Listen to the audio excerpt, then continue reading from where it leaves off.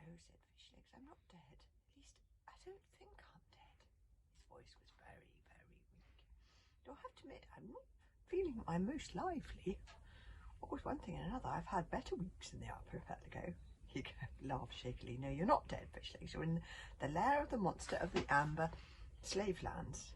I love how Fishlegs is still being sarcastic.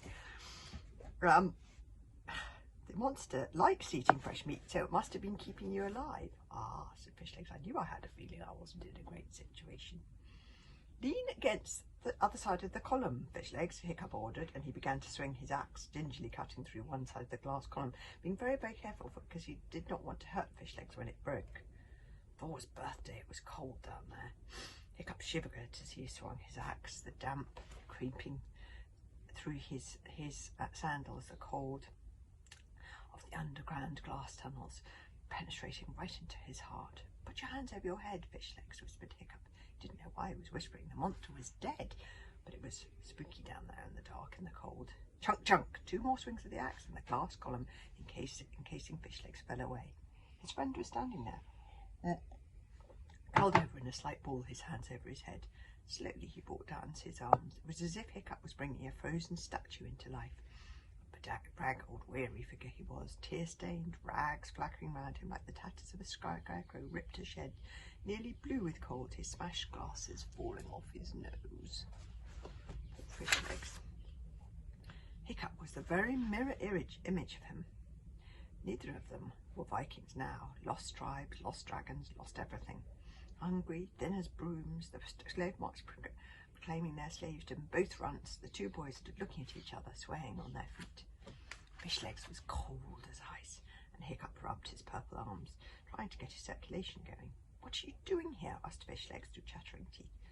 "Looking for you, but I'm not important," said Fishlegs weakly and drearily. "You ought to be on your quest, your destiny. What about the dragon jewel?" "You are important," said Hiccup urgently, trying to bring him back to life by rubbing his arms, his chest, anything to try and warm him up. "Your lobster claw necklace saved my life." "Really?" said Fishlegs. He opened his eyes in disbelief. "My necklace saved your life?" So Hiccup told Fishlegs the story of his mother, Termagant, and the stealth dragon, and the lobster pot lost in the mist for 14 years before. "Who says stories cannot bring things to life? That story brought Fishlegs to life, all right." He turned from grey to a pale pink, and his heartbeat, so faint, flickered back into a steady rhythm. "So my mother, she did love me after all," said Fishlegs in surprise. "She wanted the best for me. She wanted me to meet me again on Hero's End." "And she was, isn't that lovely for Fishlegs? And she would have done," said Hiccup, "if she had lived, and the deadly shadow dragon who was sworn to look after you is now your deadly shadow." Fishlegs had spent his whole life having the worst of everything. He had the embarrassingly vegetarian hunting dragon, the riding dragon that was the size of a Shetland pony. He had been bottom of the class in absolutely everything, plus he had... it was a pretty amazing moment to discover that somewhere out there was a triple-headed, armed to the teeth, ridiculously cool deadly shadow dragon that had sworn to look after you and lay down its life for you. For the final boost, Hiccup drew out of his waistcoat the dragon jewel. It shone like a warm golden star in the darkness of that glass cavern. "Oh," breathed Fishlegs. He put out a hand and touched it. "The dragon jewel," whispered Fishlegs. He looked up at Hiccup and smiled with excitement for the first time in a long time. "Hiccup, this really has got to mean that you are the king." Hiccup smiled back awkwardly. "Well, it means I'm pretty good at finding the king's lost things anyway, but don't forget you were here first." Fishlegs stroked the dragon jewel for a few moments, and then slowly he got to his feet. "Right," said Fishlegs. He pushed his smashed glasses determinedly and securely onto his nose. "Now we have to get out of here. I just can't miss everybody seeing me on the back of a triple-headed deadly shadow dragon." I like his... Oh, look, he's got determination now.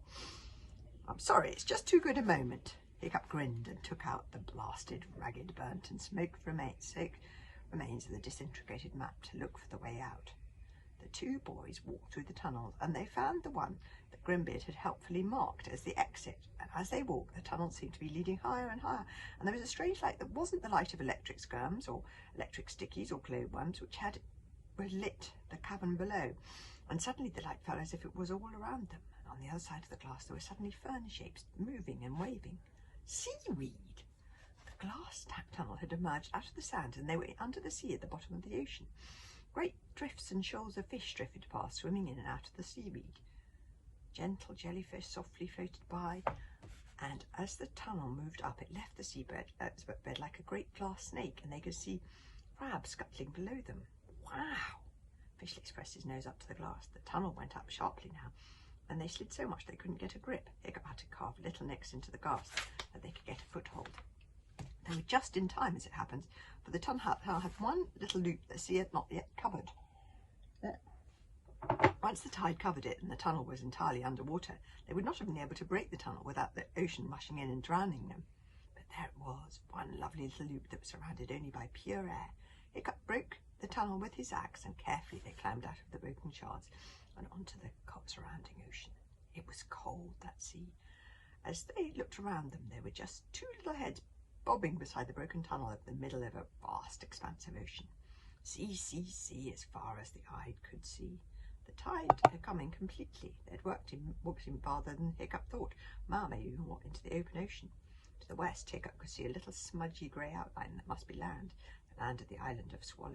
I'm never going to make it, gasped Fishlegs, who were already turning blue again. You will make it, said Hiccup, through a twist-chattering tree. Swim! He began to swim himself towards that smudgy grey outline on the very distant horizon. Swim, swim, swim! You must make it! But the vast echoing sea was so large, and they were so small, and the distant landmass was so very, very far away. I really hope they make it. Chapter 26, I think after all what they've done. 26, A Ghost from the Past is what it's called. That was a good chapter.